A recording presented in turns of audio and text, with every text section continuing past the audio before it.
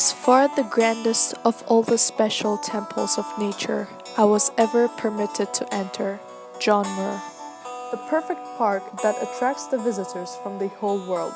Yosemite National Park, which is located in east central California in the Sierra Nevada at a mountain range which boasts nearly 95% designated wilderness and a 195-mile escape from urban San Francisco or a 315-mile journey from Los Angeles. Expansive park's 1,169 square miles are home to thousands of wildlife species and thousands of Yosemite plants.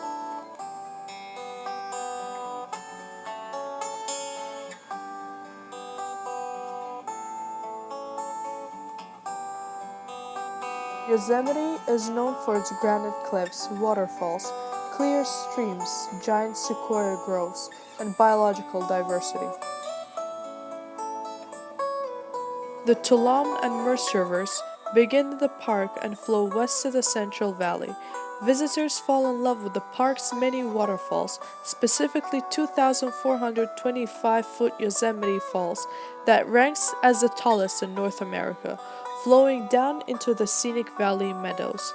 Hikers take notice of the enormous granite mountain from the 8,842-foot Half Dome to the 13,114-foot Mount Lyell, Yosemite's tallest peak.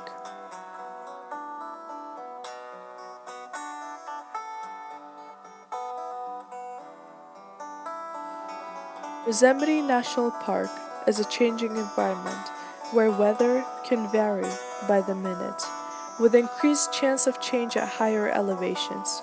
Temperature at the 4,000-foot Yosemite Valley can rise to more than 100 Fahrenheit in the summer, with lows in the 20s and nearly 30 inches of snowfalls on average. Lightning, common in the summer, is an essential element in the Sierra Nevada fire-depending environment.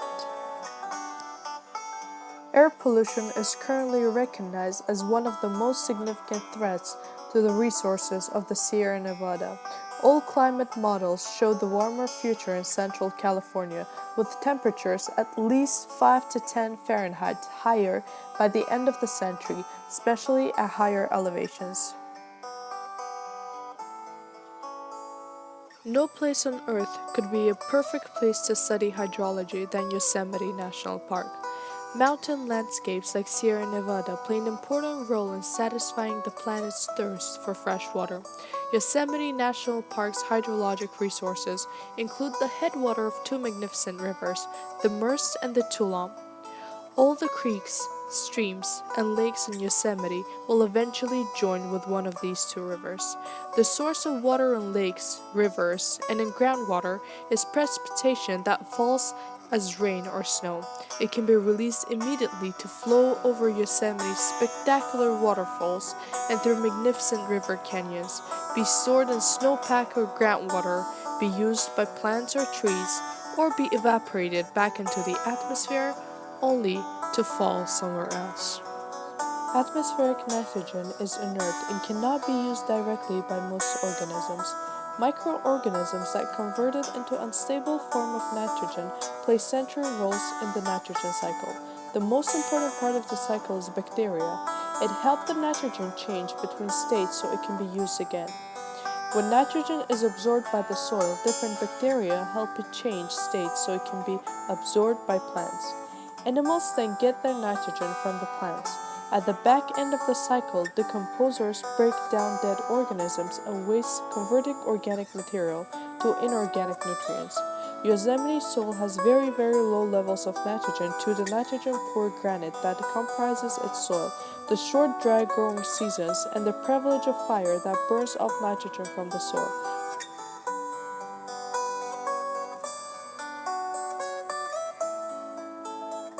Carbon can go from atmosphere to plants.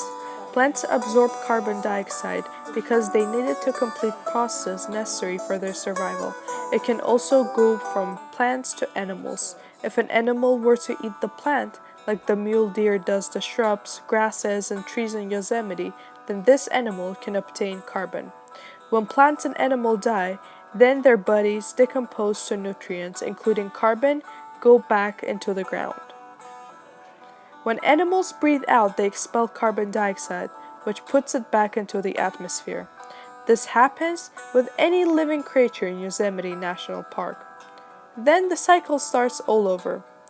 The last example of the carbon cycle in Yosemite is through the burning of fossil fuels.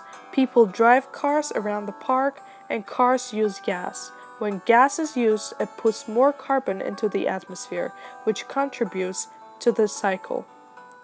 There is no one way that carbon is transferred, which is from the atmosphere to oceans, but this isn't necessarily a big factor in Yosemite.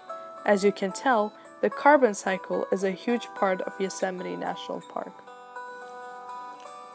The native plants of Yosemite National Park are a significant part of the exclusive beauty and biological diversity of the park. The combination of climate, topography, moisture, and soils influence the distribution of plant communities. Yosemite's diverse landscape shelters 37 species of native trees and hundreds of species of native wildflowers, many of which can be found only in the park. A total of 109 plant species have status as either a federal species of concern, listed as rare, or endangered. Of course, trees are what you'll notice the most as far as plant life in Yosemite. Some of the tree species you'll see are ponderosa pine, evergreens with bark of irregular shaped plates separated by dark fur. Incense cedar have a feathery reddish bark and grow abundantly throughout the park and the entire Sierra. California black oak, large deciduous trees with yellow-green leaves and dark trunks. The Yosemite area is home to hundreds of varieties of wildflowers. You can find wildflowers of every color. Your guests to see the magnificent display of California wildflowers begin here, like tufted flower, baby blue eyes, that are found in grassy areas in the foothills, shooting stars, and popcorn flowers are velvet grass and cheatgrass. There are several indigenous pollinators such as flowerfly and sandwasp. Non-native plants are invading the national parks, causing tremendous damage to the park resources. Seeds and plants part are brought into the park by the wildlife, wind, water, and humans. Non-native plants may reduce and deplete water levels and alter runoff pattern and increase soil erosion, thus diminishing both the land and water quality. Some non-native release toxic chemicals into the soil or harbor diseases, increasing the stress on native plants. Some nitrogen-fixing non-native increase soil fertility, allowing other non-native to outcompete plants that have evolved in the nutrient-poor native soils. Non-natives that interbreed with native species can swap native gene that belong to mollusca are banana slug, kitten, and mud snail. Their product species are Argentine ant, Nevada Parnassian, Yosemite cave pseudoscorpion, valley loghorn beetle. Vertebrates of reptiles are southern alligator lizard, western pond turtle, and Sierra garter snake.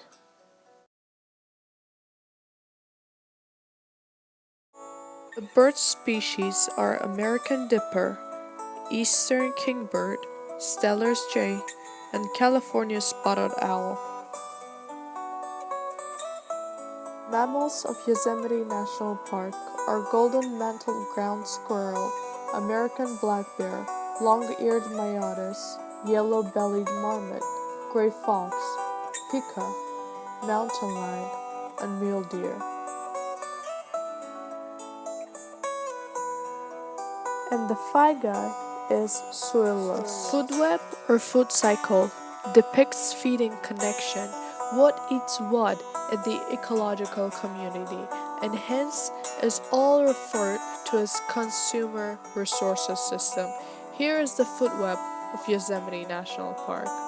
Keystone species in Yosemite National Park is Ponderosa pine, which plays a role in initiating community development after fire, like regulating snowmelt and stream flow, and preventing soil erosion at high elevation. The seeds of pine provide an important food source for many seed-eating birds and mammals and mountain lion. These predators cover large areas and influence many species. The other keystone species is mountain lion. Far from being freeholders on the top of the food chain, lions have a powerful effect on the well-being of the ecosystems around them.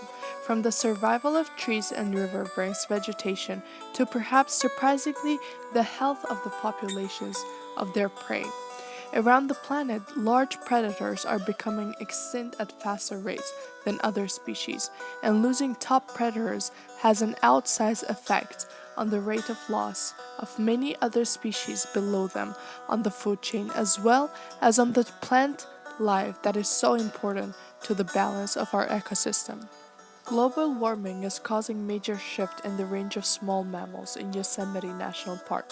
According to a new study that compared small mammal population in the park today versus 90 years ago, mammals like shrew, mice, and ground squirrels have moved to higher elevation or reduced their range in response to warmer temperatures.